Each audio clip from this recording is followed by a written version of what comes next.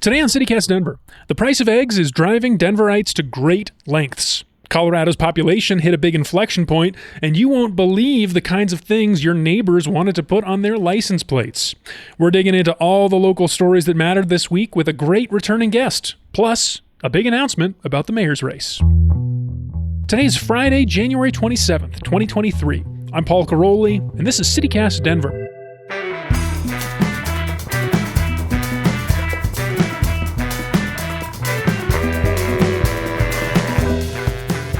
Welcome back to CityCast Denver, the show about the capital of the state that's finally, some might say mercifully, stopped growing so dang fast.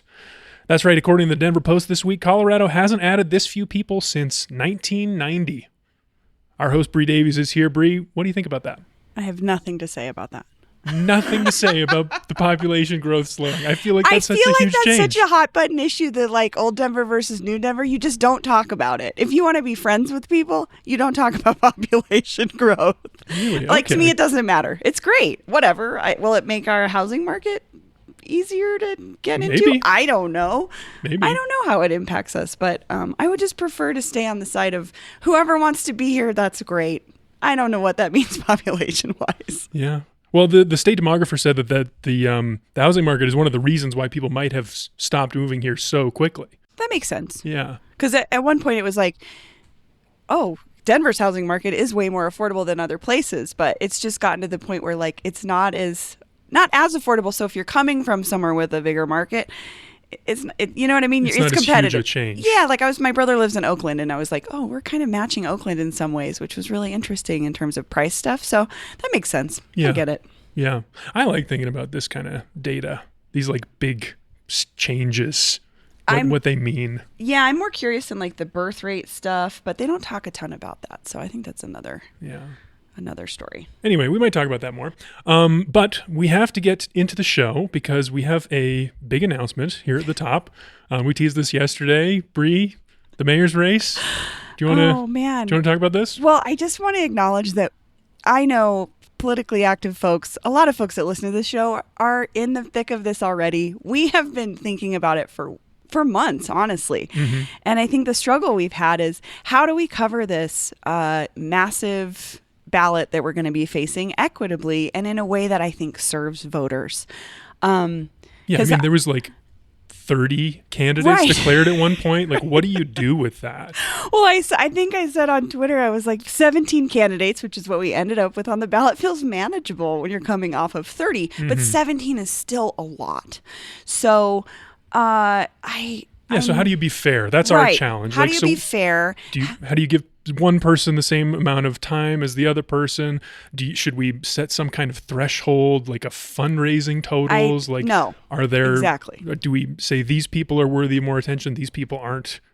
This is the struggle, and this is what we didn't want to do because I've shared this on the show before. I worked on Kaylin Heffernan's mayoral campaign, and we didn't ever meet the fundraising threshold, so we weren't invited to a lot of debates, but she was pushing issues forward that no one else was talking about. So that's the kind of thing I don't want us to miss out on, is how do we connect with those candidates that maybe aren't the big fundraisers, but have really interesting ideas. Mm-hmm.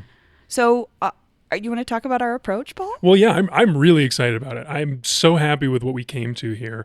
It's a huge project. I mean, it's the only people who it's maybe not fair for is us. We are a small team. We're a small team. We're taking on a lot. But our plan is we want to talk to everybody. Yeah. We want to get to know every candidate. We want to hear, what's your vision for the city? What's your story? What policies do you care about?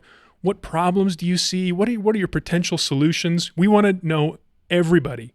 So we're going to extend that invitation to every candidate. We'll be reaching out, if we can find your contact information, we'll be reaching out to every mayoral candidate that's on the ballot. And if we hear from you, we'll set up a time and we'll talk to you. And then we're going to share that with our listeners. The other races too, I think it's important to say, we'll talk about the council races. There's definitely going to be some ballot issues we're going to be talking about. But I think the majority of our focus will be on the mayor's race. Yeah. Because it's so important. It's pivotal. I mean, if for folks that maybe don't know, we're coming out of 12 years of one administration that Hancock was reelected 3 times. So this is a big chance for us to see whatever the next version or the next vision for Denver is. For me, what's really important is I want to hear from candidates what their narrative is. What is the narrative that you want it? Like Pena said, imagine a great city. What is yours? What is your, I don't want it just to be a platitude or a tagline, but I do want to know, what do you think Denver should look like in the next 20 years? Yeah. I'm curious. Yeah. I said it before, but I am so excited about this because, I mean, some of these people we've had on the show before who, you know, it's going to be nice to talk to, like Leslie Herod again, Debbie Ortega again, but some of these people I had never heard of before they ran for mayor. Right. And we've already got one of these interviews scheduled for this afternoon. I'm going to go talk to somebody. She is not really even on the internet. There's like no record of her. But she got 300 signatures. Yeah. But she did what she needed to do. So she clearly is interested in this position. Yeah. So I'm going to go talk to her, take this seriously and hopefully get to know her a little bit. Also, listeners, we want your help. Yeah. We want to hear from you. Do you have a question do you think every candidate should answer? Do you have a specific question for Kelly Bruff or Terrence Roberts or Chris Hansen? Send them in. Email us, denver@citycast.fm, or leave us a voicemail with your name and neighborhood and your question for all the candidates or just one candidate in particular, and we'll do our best to get that in front of them. Our number is 720-500-5418. This is going to be a busy couple months. I already started prepping I'm creating a election survival playlist. So I will share that with folks as soon as I've finished building it. I can't wait to hear it. So you want to give us a tease of what's on there? Well, Gossip Folks by Missy Elliott, obviously. Obviously. Obviously. He says as if he's ever heard that song. You haven't? No. It's about people talking about you. That's what we're going to be doing. We're going to be talking about people. Okay, that makes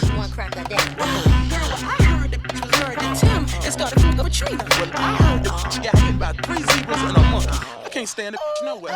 So, I don't know. Just wait. All right. I'll roll it out. Okay, so that's the business. That's the announcement. Can't wait to get into it. But today, we got some great stuff to talk about. Yeah. One of our favorite returning guests is joining us because she wrote 2 really fun stories for the Denver Post this week. I believe she was on last to discuss the impact of the Supreme Court's abortion reversal. Yeah. Denver Post reporter Elizabeth Hernandez is back. Welcome back, Elizabeth. Thank you so much for having me. Elizabeth, what do you think about the slower population growth? Have you felt that? Have you noticed that? I haven't really noticed that. I live in Cap Hill, so there's a million people around me at all times. But I agree that if people want to be here, that's great. I will probably never buy a house in my lifetime, so why stop there? All right, well, let's get into our top story of the day. It's the cost of living, specifically some steps people are taking to cut costs in the face of that. In this case, those costs are the high price of eggs. The avian flu, this new law about cage-free eggs, we've been talking about it all year.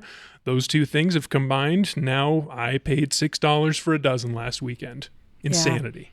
Yeah, I paid almost $9 for my fancy eggs. I never thought we'd live in this world. No. People talk about the pandemic as a black swan event. How about a $9 dozen of eggs? Seriously. Yeah. Well, I was thinking about, it's not just like, okay, at home, obviously we eat eggs, but like restaurants, brunch places, bakeries. This is like, I'm sure this is impacting people's costs so much. It's foundational. Anyway, Elizabeth, you wrote a big story this week about what people are doing to get around this, some solutions people are looking for. I thought maybe we could start with Northern Colorado Feeders Supply. Do you want to tell us about that organization and what you learned there? Yeah, absolutely. So that is a feed supply store in Fort Collins that I got to go to. Great place. And so they sell, your typical farm stuff, but they also sell chicks. And they sell chicks year round, which is, I guess, not as common as some other hatcheries. And so people right now are really interested in backyard chickens to see if they can maybe cut cost on eggs or just a different solution. So they are swamped with business with people buying chicks. So when you went there, was it just like packed? Was it crowded? I got there before they opened, and so I kind of got to see the calm before the storm. And then once they opened, there was a line. They had a red velvet rope to enter the hen house, which is where all the chicks were, and they had like a bouncer outside letting people in. It was amazing to witness, and yeah, people just kept coming to get chicks. Wow. So what did you tell us what you learned there about this interest in backyard chickens. I have to say my wife and I have been talking about it. It's interesting. Yeah, absolutely. I mean, the owner there said that people who already have backyard chickens want more because they have such a demand for eggs right now. And she also said that people who don't have backyard chickens are interested in getting them. And so they hold like educational workshops where they talk about, because it is a big responsibility and there is avian flu out there. So she said it, you really kind of need to know what you're doing before you're just like, oh, let me get some chickens in my backyard. So they hold a lot of that educational workshops there. They hold the supplies. And so, yeah, they're kind of a one-stop shop. Bree, have you ever thought about adopting chickens for your backyard? Yeah, I mean, I don't have a backyard. So I realized Right. in reading your story, Elizabeth, that I can't because I actually have a giant front yard. My house is at the back of the lot. So you can't have chickens if you don't have a backyard. But we did actually think about it. And like, honestly, if I had them in my neighborhood, I don't think anybody would care. So Barnum's already kind of like, people have roosters and you're not supposed to have roosters. So, but I definitely thought about it. It is still a lot of work though. And I've had quite a few friends like in the city get chickens. Some of them still, I actually hit up my friend Jen and said, hey, do you guys still have chickens? And I know she thought I was asking, do you have eggs? Right. Which I realized later I was like not asking her at all. I was just asking the state of the chickens. She's probably had that text quite a bit recently. I feel like I need to go to her house and be like, I'm sorry, I was not asking you for eggs. But she said, I do have 2 chickens, but they don't lay eggs anymore. So they're basically just freeloading in my backyard. And I was like, oh, freeloading chickens.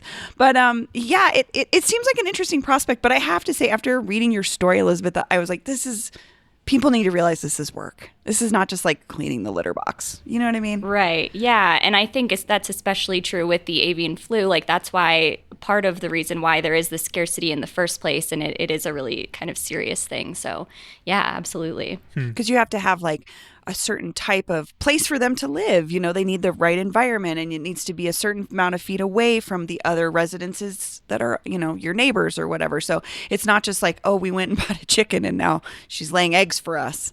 But what I found most interesting was folks are really buying chicks. So they're like buying into this 1.5 2 years before you even have a chicken, like a full grown chicken that can give you eggs. We might be out of Is that how long it takes? It for a said chick 18 to 22 months when I looked it up before a chick becomes an egg-laying chicken. So this is a long-term investment, and I wonder if it's going to be like the pandemic where a bunch of people adopted dogs and then went back to work and were like, well, got to give this dog back, So Elizabeth, what else should people know? What else should I know before I try to figure this out? So depending on where you live, there are a lot of different rules. So it's important that you look up, like there are certain permits you need, or as Bree said, like building requirements for the coop. And there's some, depending on where you live, there's like a cap on how many you can have. So there is sort of some local research that you should do. And also I was told that before you just kind of Google like backyard chickens or whatever and base it off of that, talk to someone locally who already has them, because the diseases or obstacles that you face in New York are going to be really different from what we have in Colorado. So talking to local folks about what they experience is probably your best bet. Did you talk to people who have done this or are doing it? What are you hearing from people? I did, yeah. I mean, I talked to people who already have backyard chickens who said that I talked to a lady who said, I just sold the eggs out of my own refrigerator. Like I don't have eggs anymore. So she's taken this moment to like be now her own egg supplier for people? Yeah. chicken plug. Yeah, I like found it. this app called Farmish where people can sign up to sell, their eggs, or if they make like local honey or just kind of selling the local products that you make. And a lot of people on there are selling eggs a little bit cheaper than you can get in the grocery store. And so it seems like people are capitalizing on that and kind of connecting more to like local, which is cool. And I also talked with people who, they said that they're looking for alternatives, that this is a huge hit to their budget. And I talked to a local baker who said, she just makes stuff she's a licensed baker out of her house, and that this is really hitting her hard. And she's looking for local eggs and wants to get chickens because she can't afford, she said it was like almost $10 at Walmart to get some eggs the other day. And that's crazy. Yeah, I mean, what a huge impact. Like that's quadruple the price. Well, and I was thinking about the other day how a lot of time prior to this, folks I knew with chickens like could not get rid of the eggs fast enough. It's kind of like if you plant zucchini, like then you become a zucchini dealer. But it's just totally shifted overnight, and now all of a sudden you have something that everyone wants and everyone needs. It's interesting when something is disrupted in our lives that we've never had to have a second thought about. Right? Just go to the store, buy some eggs. Not the case anymore. So.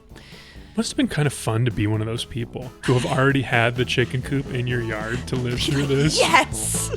Like, you feel like a prophet. Like, I knew it was coming. I was there. I had a feeling. All right, well, let's take a quick break and we'll be back with something else. All right, well, we're kind of getting into it. I'll just set it up a little bit here so people know what we're talking about. This segment is going to be a little bit explicit. Yes. But not in ways that we will always know why. Elizabeth, you wrote the story this week about the DMV publishing their list of rejected personalized vanity plates. So we got like 200 rejections. 200 rejections. But this whole process is kind of interesting. So before we get into like what some of these plates were, Elizabeth, can you explain like why this happens? What even this is? Who are the overlords of the personalized license plate? Yeah, so there's this sort of internal software system called Drives, and it's compiled of a list of like offensive words from around the country that other people have tried to use, and also against just like national standards of, I guess, offensive words. And so when someone applies for a plate, they run it through this software system and see if it pings any red flags, I guess. Okay. So, and then there's also like a human committee who kind of meets and goes over if something gets rejected. I guess they kind of talk about it and have there's a 2/3 majority vote to get off the offensive words list, and people can appeal this. So it's kind of one of those like beautiful bureaucratic things that's just kind of really funny. It just is funny. I mean, are people fighting over these? Like, are there people going in front of this panel? Appeal like, their I have judgment? to have, Ween. I have to have my Ween license plate. Like, you can't reject that one. I did ask about that, and I was told one person last year did appeal, but then I guess the DMV worked with them so that they could have a different version of whatever they wanted. I asked what it was, but they said, I couldn't know that to not out this person, which was kind of sad, but I understand. But yeah, so there was one appeal last year, but they got it sorted out. That's so weird to me. This whole thing, honestly, is like so bizarre to me. I'd never have understood the impulse to get a vanity plate. I mean, this list in particular of the not safe for license plates taps into my sort of like Mad Magazine, Beavis and Butthead-ish humor that I like. That's really at the core of things I think are funny.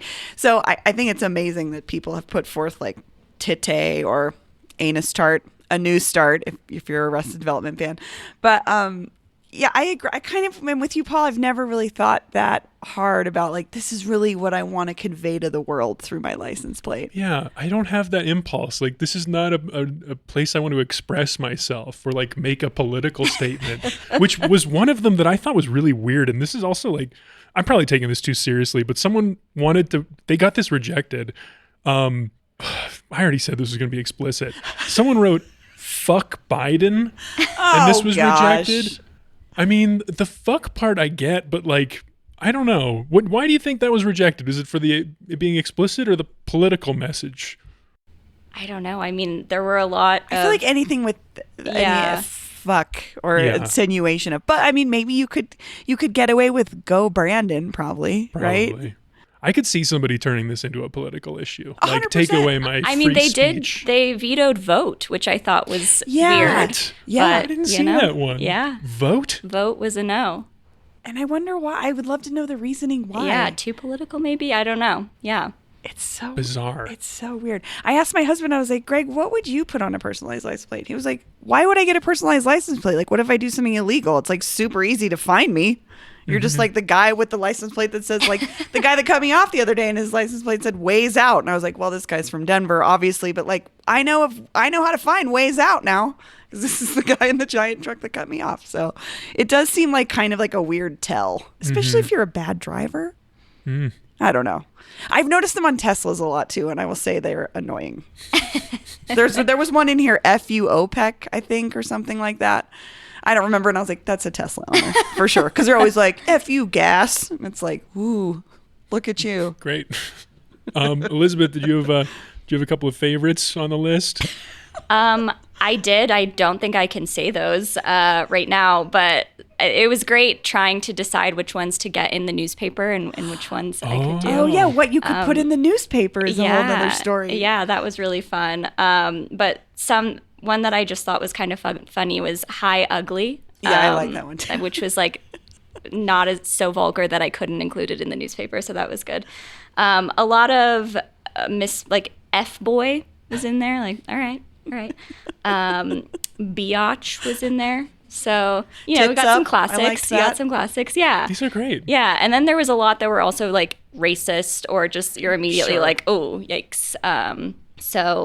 But some of them, you're like vote. There was EGAD, which I don't know if that means something else somewhere, but I was Googled like, that because I have a friend whose performer name is EGADS. And like, it's never struck me as something offensive. It just means like, it's kind of like zoinks, like on Scooby-Doo. Yeah, I was running that through Urban Dictionary. Like, does this mean something I don't know? Couldn't find anything on that. But yeah, there's some that you're like, why is this on here? I did like, there's one, oh God, I don't know if I want to say this on the Please show. do. Pussy Wagon. That was my personal favorite. That was the name of my car in high school.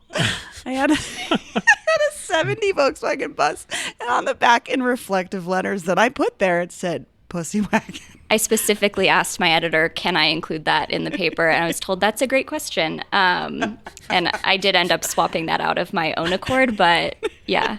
To be fair, it's a Grease reference, I'll just say. It's a line in Grease Lightning. That's where I got it from. But another movie reference that I loved seeing, someone wanted to have Shagwell, which I assume is from Austin Powers? Austin Powers 2, yeah. The Spy Who Shagged Me, Felicity Shagwell. That movie was rated PG-13, I also by the think way. that's like cute and funny. Yeah, it's fun. Know. It's nice. I don't know. I did like Anus Tart though. If you're in Arrested Development, classic, it's supposed to be a new start, but there was just some weird ones. But I was talking to you guys earlier. I drive a Honda CRV. I was behind a Honda CRV last night, and the license plate was Hondita, and I was like, that was genius. That's wonderful. That's like a nice one. So there are nice options out there. You might be turning me around. Maybe this is a fun thing to try to do. I think it's fun. I think it's like, it's this weird intersection. Like you're saying, you have to go through Urban Dictionary, but it's also like, what is in the moment? Like, F-boy is a very like in the moment phrase. So it's like you also have to, I see where the human component comes in, because someone might, you might read something, Paul, and be like, I don't know what that is. Like Fiddlar, Fidlar. I'm like, oh, I know what that says. It's a band. Fuck it, dog. Life's a risk. So, but who's going to necessarily be offended by Fiddlar if you don't know what that is? So I don't know. It's really based on personal, how things ring to you, what they mean. It is personal. I wonder what about this panel. I'm so curious. Who makes these choices? What do I those want to meet the DMV. Like? I have a friend that used to work at the DMV. I should ask him if he was ever on this get panel. The scoop, yeah. I'll find out. I'll find out for us. Okay, can I also just say, like, how great is it that we live in a state where there's all these like borderline cases of vanity plates that have been rejected, but at the same time, the governor every year auctions off weed-themed vanity plates for charity. Like you pay good money for the bong water vanity plate. But I have to say, why is bong water okay and Ween is not? Like Ween is like one of the bigger. They're a band that has a following that's like, not the size of the Dead, but the devotion of the Dead. If you know a Ween fan, it's all they listen to. But I guess in current context, Ween is still just a reference to genitalia. I guess so. I don't know. No, but I agree, Paul. I think it's super fun that we get to have these weed ones. Wow. Lay pipe. It's a plumber. Bony. Oh, PNESS. Penis. Genius. Yeah. See? It's also when you're in behind somebody like on the road and you're reading it out loud to someone in the car and you're like, oh, I wish I didn't say that out loud, but this is like trying to keep us from doing that, I guess. Yeah. So. Well, listeners, if you've got a funny vanity plate, we want to hear about it. I do. I want to hear your favorite vanity plates. I want to hear if you have one. I want to hear why you have one. Yeah. Why do it? Why? What are you getting out of it? What's the desire to have anus tart? So leave us your name and neighborhood and a voicemail at the CityCast Denver Vanity Plate Hotline. The number is 720-500-5418.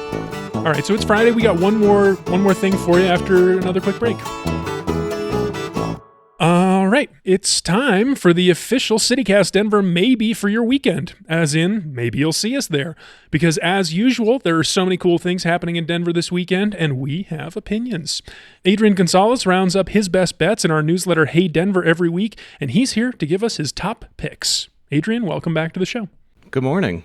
Adrian, that Wrangler vest is just so crisp. I know. You know what I'm really sad about is I never got a chance to wear it during the stock show. Oh, and I think I really made a mistake. It's that true blue denim, a denim vest. You're doing it. It looks great. Thank you. Yeah. All right, Adrian, what do you got for us this weekend? Got some fun events for us going on this weekend. There's a lot of good stuff going on. The first one coming up, I'm pretty biased to. It is the mortgage burning celebration at Su Teatro, which is happening today at around 4 o'clock. So if you don't know, Su Teatro, which is a great Chicano cultural arts institution here in Denver, paid off its mortgage earlier this month. And they're going to celebrate by burning their mortgage out in the parking lot. And then there'll be some drinks and a bit of a celebration and a toast afterwards. So that's at 4 o'clock tonight. I love this idea. I love this for Su Teatro. I also think, I've said this before, but if you've never been, this is a great excuse. I always run into someone cool in the lobby at Su Teatro when I'm at a show. So if you want to meet some cool people, if you want to like get a vibe for Santa Fe, this is like feels like the event you should go to. Also, shout out to Su Teatro. Great job. Yeah, it's really impressive. Elizabeth, how do you feel about Su Teatro and burning their mortgage? That is amazing. I am actually now wanting to go to that. So it does very seem cool. like fun, doesn't it? Yeah. There's something about like destruction that's like safe and like, you know what I mean? Everybody's on the same page about it that makes it really fun. Hey, I've said it on the show before. I'm always down Oh, you for like a to burn. celebratory public burning. Paul's like Always. watch someone burn a couch. So My wife was sick of me hearing this, but I want all the local teams to win so we can burn a couch in the yard.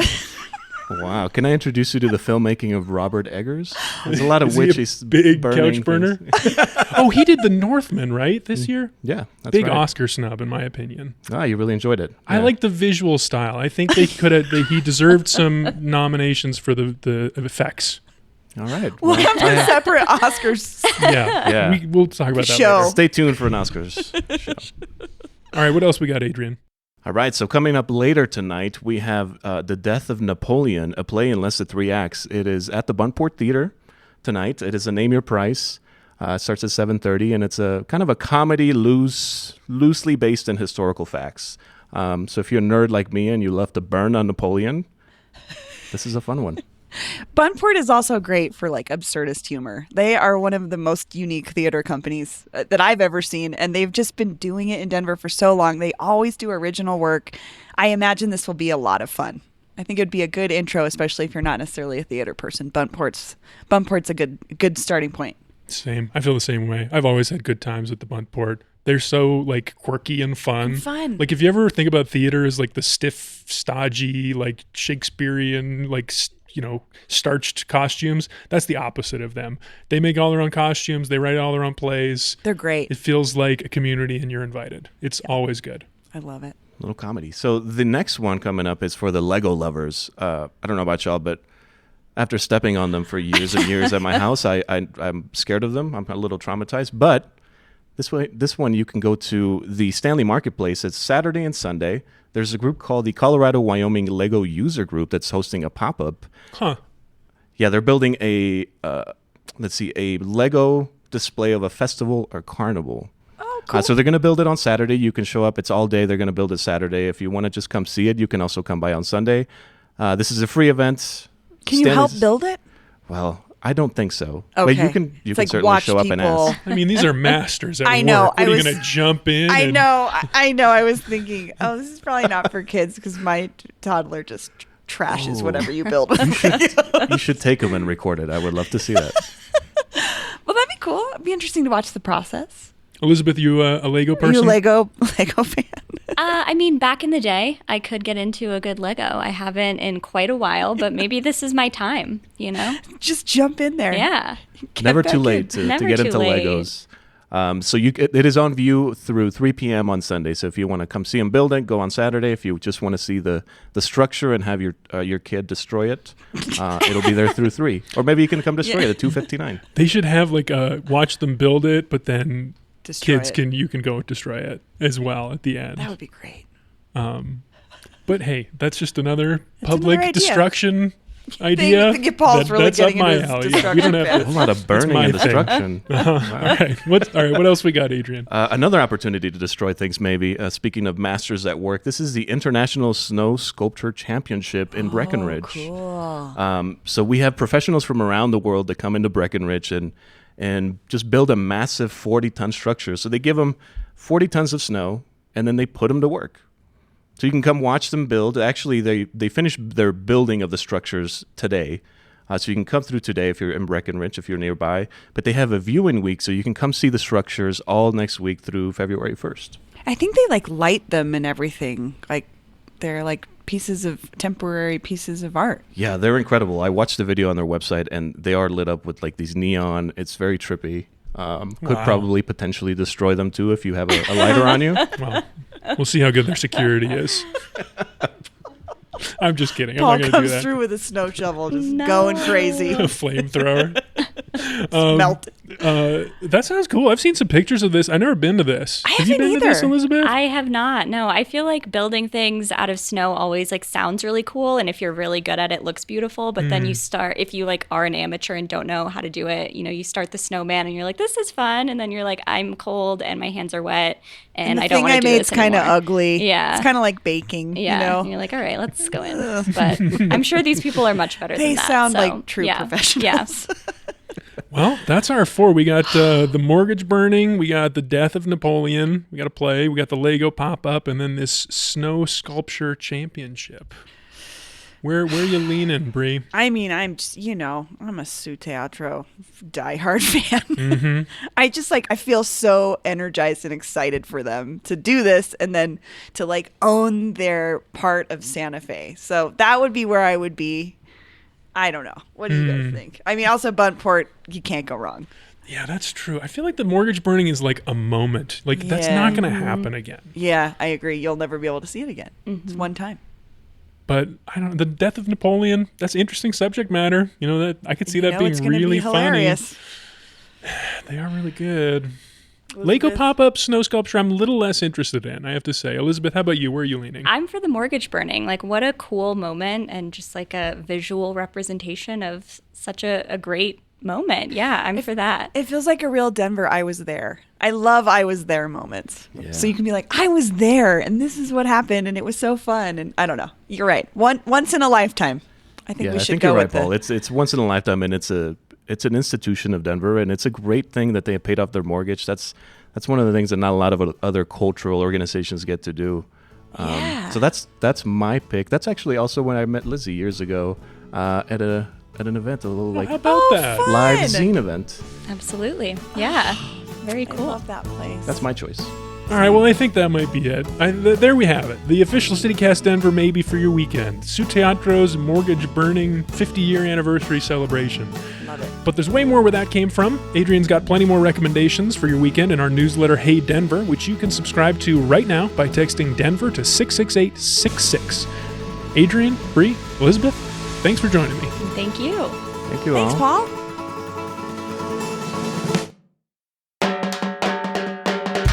And that's all for the week here on CityCast Denver. Our producers this week were me, Paul Caroli, and Aaron O'Toole. Adrian Gonzalez writes our morning newsletter, Hey Denver. Bree Davies is our host. Our music is by Los Mocochetes, with additional mixing by Tyler Lindgren. If you haven't already, subscribe wherever you get your podcasts, follow us on Twitter at CityCast Denver, and tell the person in line behind you at the DMV about us. You can sign up for that daily newsletter, Hey Denver, by texting Denver to 66866 and learn more about us at denver.citycast.fm. See you next week.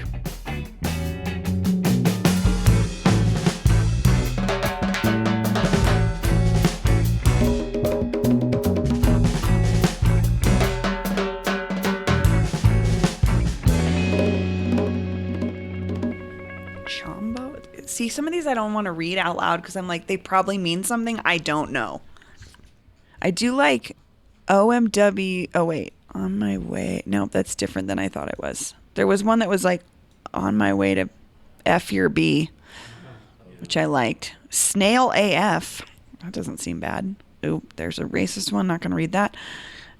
Oh, that seems like a transphobic one. Not going to read that. I do like Tite. I don't understand why sober AF is wrong. Like, you're so not drunk. Right? I do like shitbox. It's a pretty good one.